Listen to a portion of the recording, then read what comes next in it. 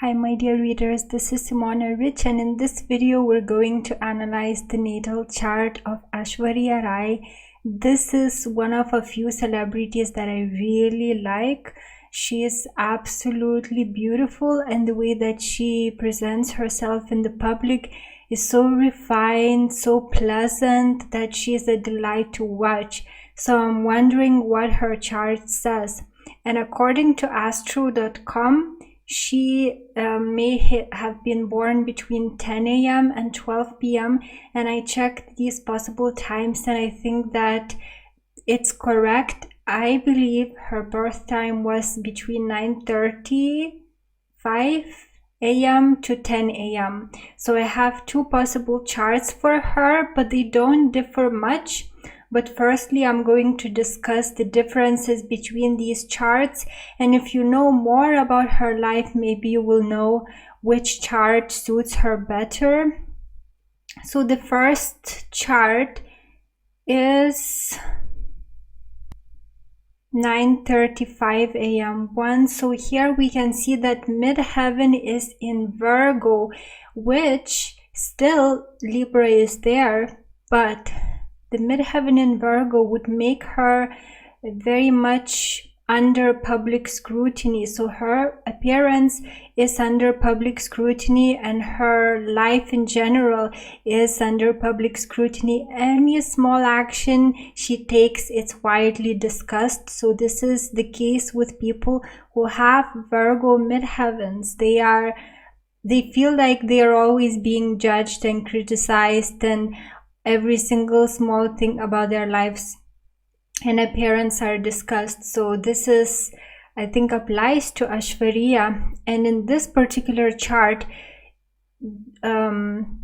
Mercury is in the 12th house, close to the 11th, but still in the 12th, which I think again suits her very well, because she doesn't disclose what she thinks, she doesn't disclose what she plans, she's very careful in what she says, and of course that's also Scorpio secretiveness, but I think she's really secretive, so there must be the presence of some planets in the 12th house, and personal planet there I think would make much sense.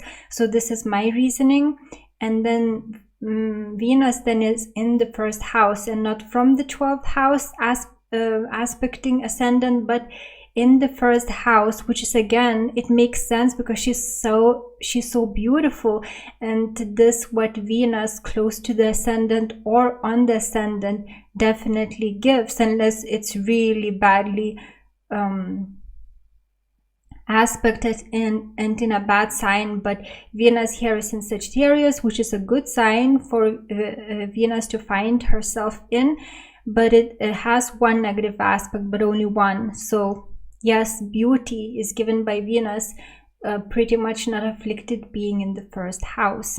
And then the difference between this chart and the 10 a.m. chart would be in the presence of Mars in the 5th house. So 9:35 a.m. chart would have Mars in her 5th house, which would pose danger to her children.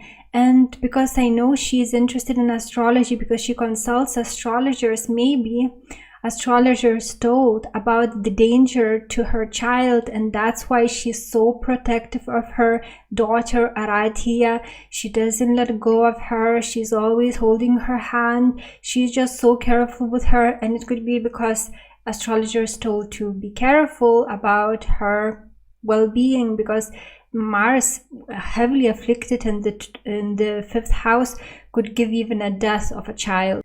Whereas if the placement of Mars be in the 4th house, that would pose danger to her mother, and it's connected with the father house also. So her mother is still alive, so that would also give her much more trouble in family. I can see that her childhood wasn't happy, not very happy already, but if Mars is there, then it would be even worse.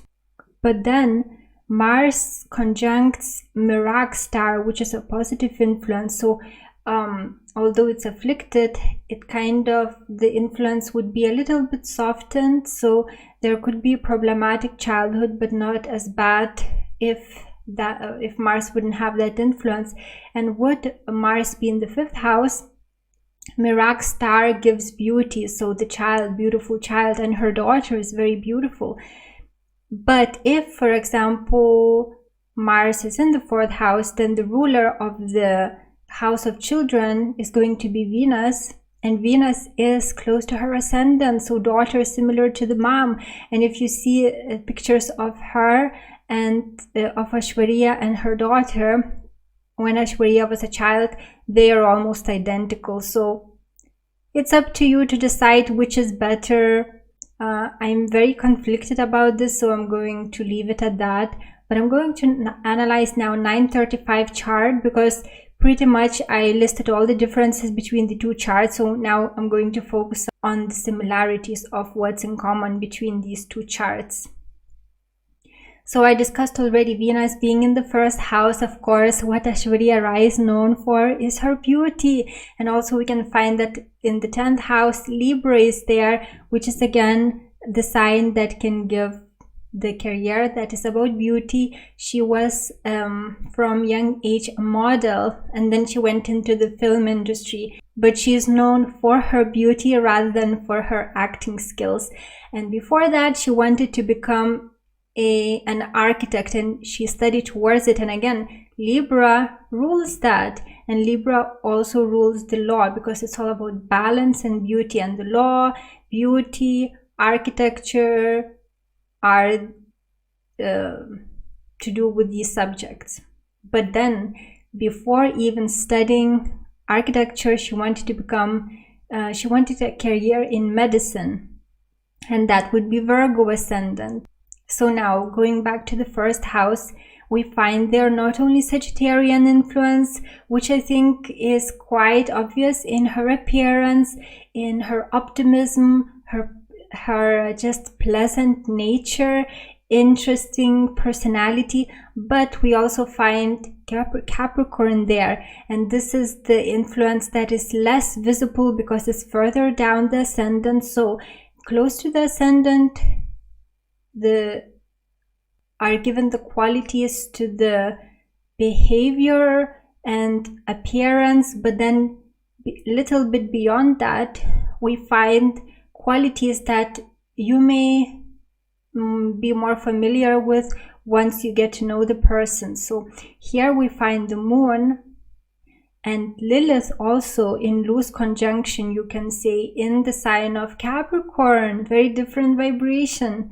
So the commonalities between these two placements are that they give restlessness. So she's a restless person. But then focusing now on the placements in Capricorn, we can see that she has problems with emotions, and the moon is also unaspected. So weak, it is weak. That's what all the astrologers would think. In all the astrology, an unaspected planet is a weak planet. It doesn't receive any more energies, but it's also working in a very pure way. Yet in modern astrology, unaspected planets is considered strong. I don't think so. I think it works in a very pure way, but it's not a strong placement. Moon in Capricorn would give the fear of poverty, the fear of old age. It also makes emotions weak.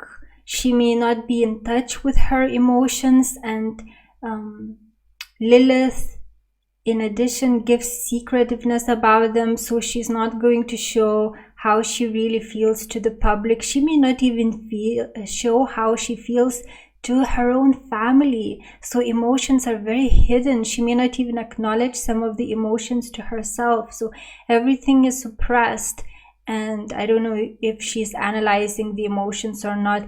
And people with such placements, they can be very unemotional and detached from their emotions and not being able to emotionally connect with other people.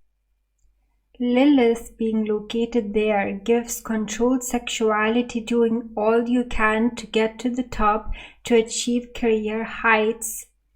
And this kind of placement could make her, if she is, for example, not developed herself, it could make her exploit other people for her own benefit. This kind of placement can give light eyes, Lilith being in the first house, and this is the case with her because her eyes are blue, which is very unusual in India. And also it can give very attractive eyes, which is the case with her. And the way that she expresses herself, it's seductive. So Lilith gives seductive behavior, seductive eyes, seductive appearance, and this definitely applies to her. And the moon being located in Capricorn shows that there could have been some kind of lack in the family, or the mother came from either hardworking or poor background. And moving to the second house, we find that Jupiter is there, indicating, of course, wealth as well as spending. So we can see from the aspects that she is not only earning money, but she spends a lot also, and she may have multiple streams of income. And also Jupiter's location in Aquarius shows that groups help her to make money. So if she's involved in some kind of group activity, this is financially beneficial for her, and she is involved with a lot of charity, and she's always being surrounded by people. She's helping many people, and this is actually very good for her. And Capricorn is on the cusp of the second house, which shows that because of the ruler of Saturn's location, that also partnerships may be financially beneficial, but also some of them not that good for her. But I will discuss that a bit later. And also just being very broad-minded, accepting of everyone, is going to financially benefit her. Now moving to the fourth house, we find that it's ruled by Neptune in the 12th house, and it's well aspected. So this shows a spiritual influence. It could be that family was very advanced in thought to the point of being so broad-minded and accepting and open that without even being traditionally spiritual, they just opened up to a totally new level of spirituality. So that's if indeed she was born at around 9:35 a.m. But were she born at 10 a.m., then the cusp of the fourth house would be in Aries, which is a very different energy, and that would give a more controlling background, like even violence in the family, that some parent was really overbearing and unpredictable and just negative character. So very different again scenarios depending on when she was born. And moving to the fifth house, again I already discussed that were she born on 9:35 a.m., then there is danger to children, and also that would make her a flirt, very unstable when it comes to love affairs, because she may fall in love with one person then move on to another. And actually Venus in Sagittarius already gives multiplicity in relationships, so she may have had many love affairs where she really born at this time. Whilst if she was born at 10 a.m., then this would give her, since Mars would be in the fourth house, much more focus on the family rather than good time. So instead of that, she would then be focused on creating family early, and her full focus would be on the family, although she didn't create the family early, and this is because of other placements, but now her focus is indeed on the family. So it could be that she was born at 10 a.m. or something like this. So again, I'm giving you two possible interpretations of her chart. And now moving on to the 7th house, both charts have the same placement, which is Saturn located there. And this is an unfortunate placement because this shows that it's shown that some problem is in the family. So because Saturn is there, so family may have been unloving, or there could have been just problems in her family. And when it comes to families, she would always have problems because of this placement. And Saturn is afflicted also, not like really badly, but it's already weak in the sign of Cancer, and it has square to Pluto and opposition to Venus. So this would give problems with families, whether she has her own family, she's living with a husband's family, or she's living with parents. That would always involve difficulties and struggle. And this kind of placement would give a husband that is jealous.